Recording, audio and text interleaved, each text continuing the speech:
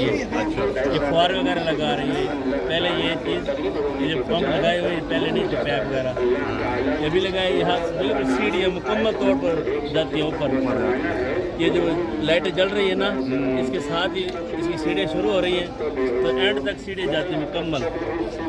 جو اوپر پلر لگایا گیا ہے اس کی کوئی اہمیت کوئی فضیلت نہیں ہے جی، صرف ترک حکومت نے لگایا ہے کہ دوسرے پہاڑوں سے یہ پہاڑ علیحدہ نظر آئے، جدا نظر آئے۔ یہ آپ دیکھیں بیچارے اس کو بھی لکھ کے بلیک کر دیا اس پلر کو، یہ جو پتھر ہمیں سامنے نظر آ رہے ہیں اس کو بھی، اس کے اوپر بھی لوگ نام لکھتے ہیں۔ اب یہ باڑ لگا دی گئی تو یہاں پر بھی لوگ نام لکھنا شروع ہو گئے، اس کی کوئی اہمیت کوئی فضیلت نہیں ہے۔ ابھی کچھ دنوں کے بعد زیادہ سے زیادہ مہینہ ڈیڑھ بعد اس کو اتار لیا جائے گا، پھر اس کو ادھر پھینک دیں گے تو لوگ اوپر چڑھیں گے، اللہ اور محمد کا نام لکھتے ہیں، اس کے ابھی تھوڑے دنوں بعد بحرم کی مارچ شروع ہو جائے گا۔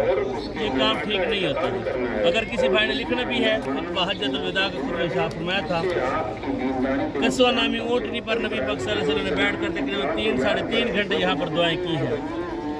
حضرت آدم علیہ السلام کی توبہ اسی پہاڑ پر قبول ہوئی تھی۔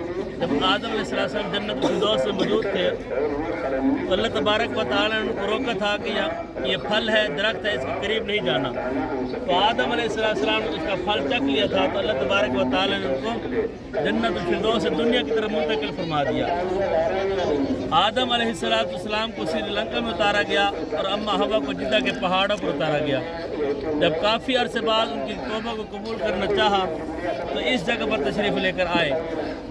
آدم علیہ السلام نے 450 سال کے بعد اپنی نگاہ آسمان کی طرف اٹھائی تو ان کی نگاہ بیت اللہ محفوظ پر جا پہنچی، وہاں پر لکھا ہوا تھا لا الہ الا اللہ محمد رسول اللہ۔ تو آدم علیہ السلام کی آنکھوں سے آنسو جاری ہو گئے اور سوچا کہ جب میں جنت الفردوس میں موجود تھا، جنت میں درختوں کے پتوں پر، کلیوں پر ہر طرف دیکھا لا الہ الا اللہ، دوسری طرف محمد رسول اللہ لکھا ہوا ہے۔ آج میں لوح محفوظ پر بھی دیکھ رہا ہوں لا الہ الا اللہ محمد رسول اللہ لکھا ہوا ہے۔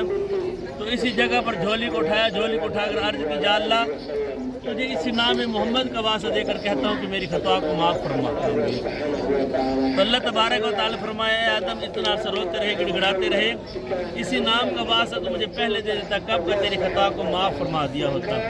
تو اسی محمد صلی اللہ علیہ وسلم کے وسیلہ جلیلہ سے اس کائنات کو سجایا گیا، بزم ہستی کو سجایا گیا۔ تو اسی نام کی ہی بدولت آدم اور اماں حوا کی توبہ قبول ہوئی۔ اب ہم بھی اللہ تبارک و تعالیٰ سے دعا کرتے ہیں کہ جس طرح اللہ تبارک و تعالیٰ نے ان کی توبہ